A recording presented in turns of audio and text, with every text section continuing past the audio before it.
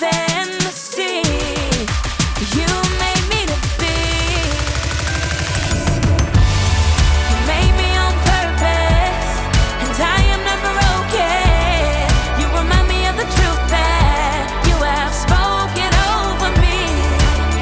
I'm enough, I am loved deeper than the sea. You made me to be gloriously free.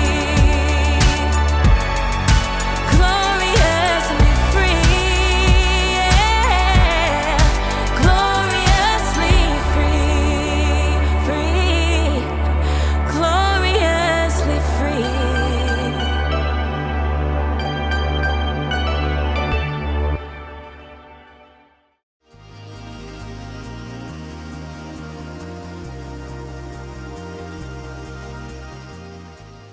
And finally, the gummy fish. That's individuality for you. Individuality is discovering who you're meant to be so you can make a difference. Here's one thing I've discovered about myself. I have a very special gift.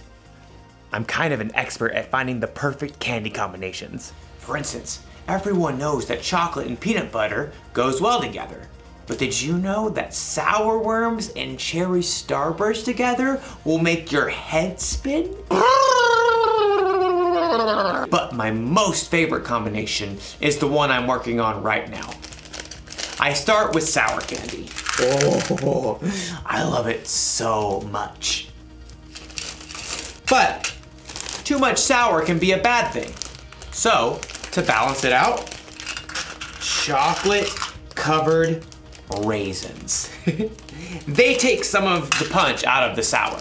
And plus, they used to be grapes, so healthy. Then, the gummy fish. Of course, these are key because they stick to your teeth, so you know you'll be tasting them for at least another hour.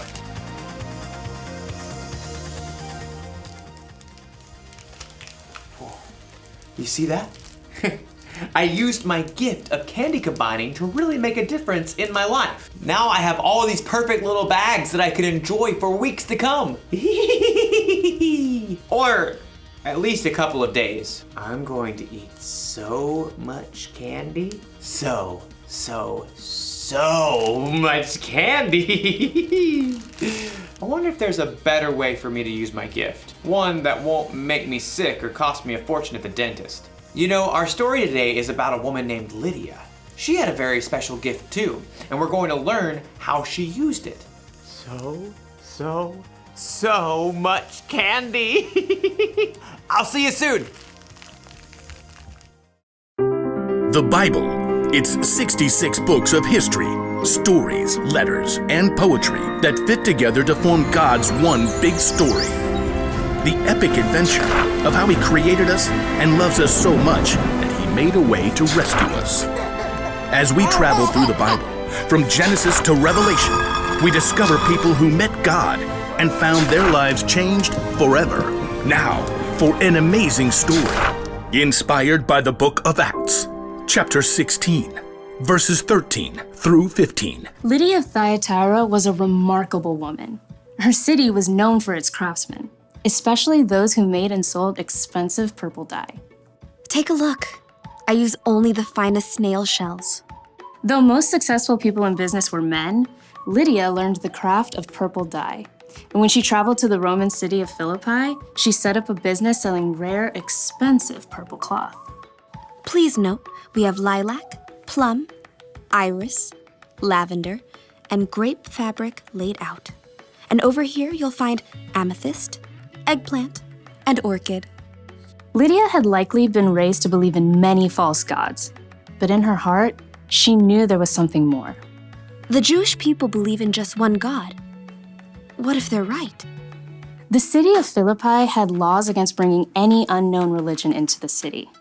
But Lydia would meet outside the city gates on the riverbank with a group of women who believed in the one true God. Love the Lord your God with all your heart and with all your soul. Love Him with all your strength. Lydia and the other women had never heard of Jesus. But as they began to seek God together, God sent a vision to someone else, the Apostle Paul, who was staying in the Greek city of Troas. Dream. It was so vivid. I saw a man standing right here begging me. He said, "Come over to Macedonia. Help us." Immediately, Paul and his friends set sail. Within a few days, they reached land and traveled to Philippi, one of the most important cities in Macedonia. So we just start by finding a synagogue of Jewish believers, right? I don't think there is a synagogue here. On the Sabbath, a day of worship, Paul and his friends went down to the river, hoping to find a place of prayer.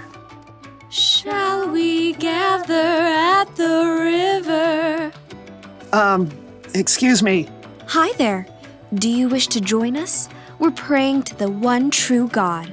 Absolutely. There, by the river, Paul told the story of Jesus and how anyone who chose to follow Jesus could have a relationship with God that lasts forever. But this is amazing. This changes everything. The Lord opened Lydia's heart to believe every word of Paul's message. I wish to be baptized. At once. Not only was Lydia baptized, but she immediately shared the good news with her family and everyone who lived and worked in her home. And they too were baptized. Lydia gathered Paul and his friends. Do you consider me a believer in the Lord?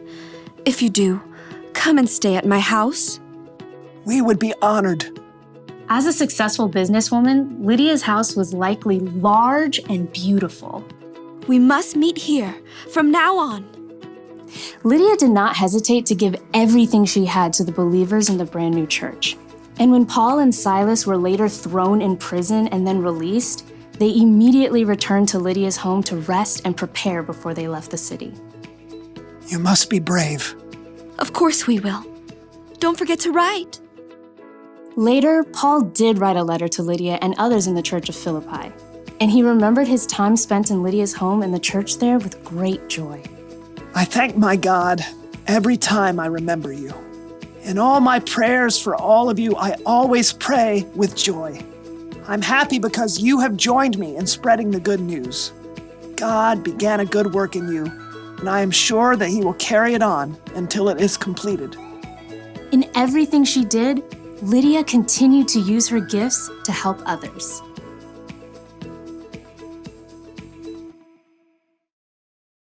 Okay, so everyone has at least one gift, right? Something they can do really well. And it doesn't have to be something flashy, like being an amazing singer.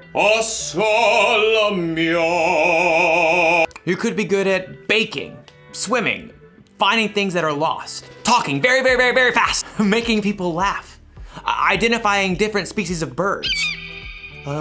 It's a blue-throated macaw. Lydia's gift was that she was good at business. She knew how to make money by selling things that people wanted. She sold purple cloth. I wonder if she sold a coat like this. Probably not. Whether you know it or not, you have a gift. You may even have more than one. But what your gifts are isn't as important as how you use them. Lydia used the money she made in her business to provide a place to stay for the Apostle Paul and his friends. She used her gifts to help others. And Jesus was constantly teaching people, healing people, and loving people. He used his gifts to help others too. That's what we should do. When we're good at something, we shouldn't just use it to help ourselves or to make ourselves look good. God gave us our gifts, and we should share them with other people. That's the one thing to remember today. Use your gifts to help others. So I think I'm gonna share these bags of candy instead of keeping them all to myself. And not only that, I bet I can use my gift to help other people find their favorite candy combinations. I could go into business like Lydia. Whew. This idea is making my head spin. I'll see you next time. Now, what candy goes well with Chick-a-Sticks?